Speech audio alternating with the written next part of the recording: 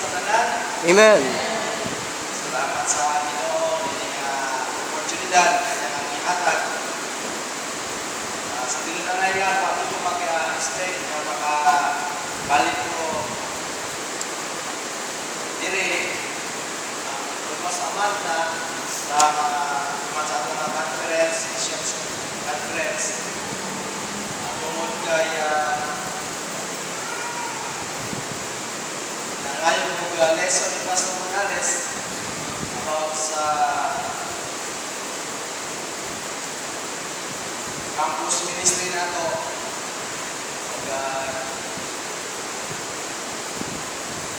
Dahog na sa Wednesday, iksan ko niya na mahimo at hinalata para nag-aatika o lesson. So, muna na dalit-dalit kami, nag-apply ko dito sa members, kung nilang namin si Jacob. Tungod kay praise the Lord sa open doors, sa ministry sa campus, at the same time sa police ministry dito. Kung kay pag-abot na ako after a week sa Missions Conference, apil ko hatag invitation sa kapitan tungod sa programa karon sa mga barangay about bada barangay anti-drug abuse council. Tungod nga na ay ang barangay first line of defense sa pagsumpo sa mga drugas, hindi lang ng mga drugas kung na-appeal ka. So, hindi kong partner sa kapitan dito, paghahatag ng mga lectures ko sa mga eskwelahan sa mga na-address ng Pastor Morales. Dahil ngayon siya na antinalantry para at least maka-observe din ka, especially sa MRT po. So, gracias sa Ginoo. In behalf of sa mission works sa Butuan City, pinakaabot ko nila ilang mga pangumusta sa atong mga pastor o sa inyong pasturan. Salamat sa mga pag-ampo. Ang ministry dito, gapadayon by the grace of God. Amen. I believe tungkol sa inyong mga pag-back up sa ministry dito, pinag sa support financially and prayerfully. Ang ministry dito right now, padayon ang mga ministry dito, like Bible studies, and project na po dito right now, ang illegal installation and building permit. O napas na ang mga papers, nag-aabot na lang may anytime this week na survey o na-check sa taga-aniko na ma-aproban na siya na installation o building permit. So, kami sa finances pala yung dito na ang inyong mag-provide. Salamat po sa inyo na pag-sustain sa anuan dito, sa mga pamilya, na-inspire sa mga problema, na ako yung mga ibang crisis dito, but salamat sa Ginoo sa iyo na pag-iman ka namin. And glory to God sa mga success, especially sa mga kalag, maabot sa among mga Bible study, after sa baptism na mo, katong aming anniversary right now, na anak ko may prospect, pipila ka mga young people from Seventh Day Adventist na mga estudyante na sa among dorm o sa tigas po nila dormitory. Salamat sa mga na-influence na mo sila. Right now, dito na sila ng baboy. Diyan na sila simbahan sa mga kapot na mag-grow sila para po na magamit niya sa ministry. Salamat po na nalipay ko kung abot na ako dire sa mga improvements sa ministry dire. Almost na-materialize na ang mga ginakuha natin sa una, mga project sa una. So, ito nga, mula ng makaigan nyo. But I know na itawag na sa Ginoo. So, ang mga pag-apo, ang mga bless sa inyo kanila. At the same time, ang ginapulugan panalanan sa ministry po dito. Kaya, isagin na ginakuha na mo, total recovery ni Pastor Gonzales, recovery and makabiyahe-biyahe na siya. So praise the Lord. First biyahe ni Pastor Gonzales. Karong 10 naka-schedule si Pastor sa Davao. And then yun siya sa last week po sa January.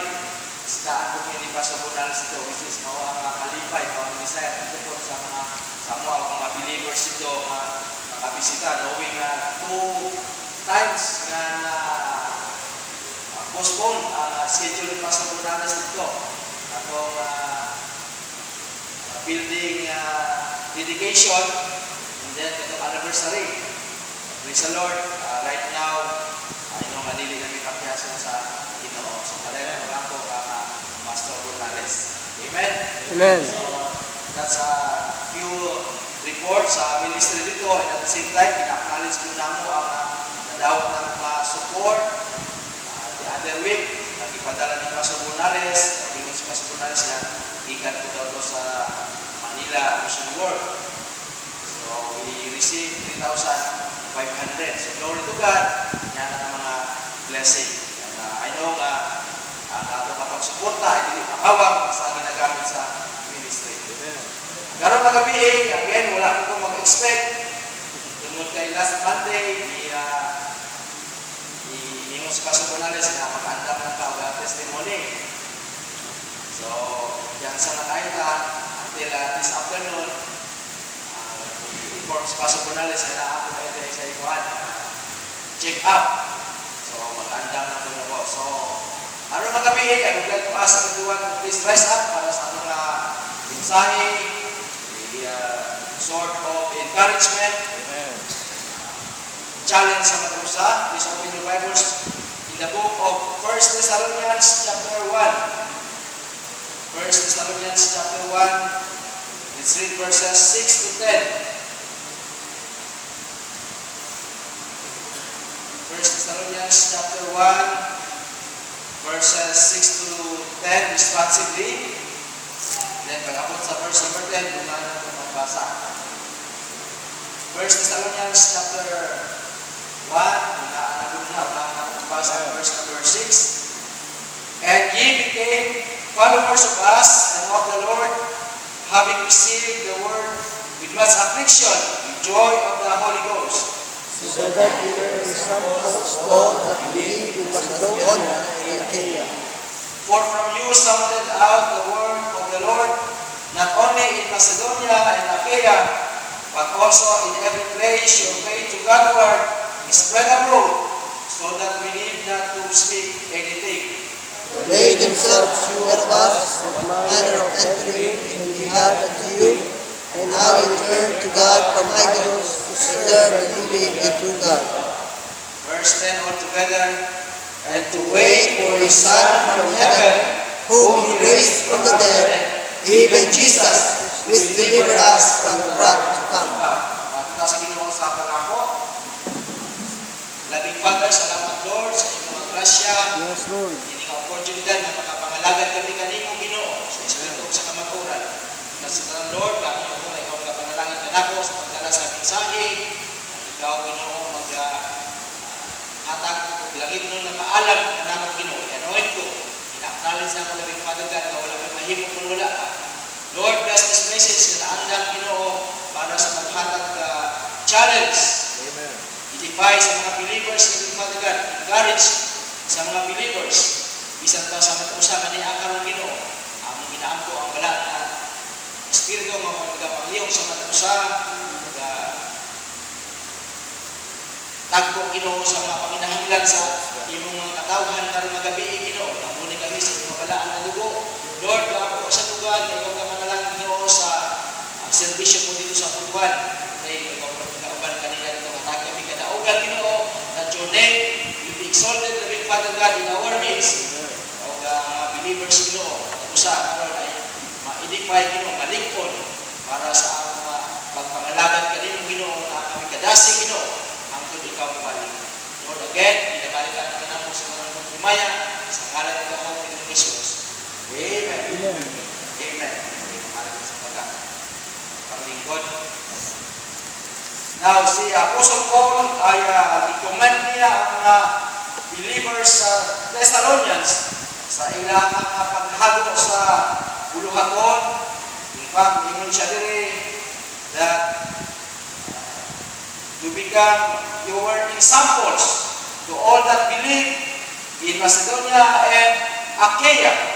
And from you sounded out the word of the Lord, not only in Macedonia and Achaia, but also in every place your faith to Godward is spread abroad, so that we need not to speak anything. So, makita na ito ang mga Thessalonian believers ay naapod sila sa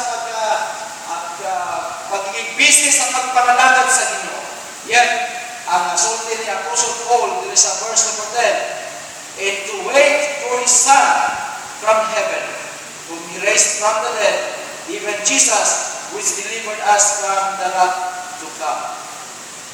Ang atong topic karong nga gabi is entitled, Keep Waiting. Padayon ka nga magpaabot. From the time of the apostles ay prophesied na, ginapaabot na nila ang pagbalik ni Kristo. Since Christ, when He ascended to heaven, promised that bubalik siya pag-usap para pagkuha sa iyang mga katawhan. And until now, ay makita na ito ng medyo, wala pa ito. But I want to tell you, encourage you tonight, keep waiting. Let's keep waiting for the second coming of Jesus Christ. Amen. I don't know kung ano ba sa inyo ay ibati na kaluya, katapon. But I want to tell you nga, ang pagbalik ni Kristo is that wala siya langan-langan. Wala siya may mga naulahi or something nakalimtan niya ang iyang pagbalik. It is a promise, and you know na ang Ginoo na siya ikabalik ng iyang time. And sometimes kita ang magdali-dali na naman na dubay kay ibalik ang Ginoo. Na siya ikabalik ng iyang time, and we have to wait for that time sa iyang pagbalik. Mapunsa man niya ang atong attitude while magkaabot sa Ginoo. It has been said that autumn is hunting season in Michigan. They're saying na sila nito hunting season. Diri sa tuwa, ay nito kung naapat na mga season for hunting diri, since almost na ang tanan, especially sa mga mahayupan na ito, mura ng mga endangered species naman, na dili na dapat mahilagtan. In fact, dili na ka pwede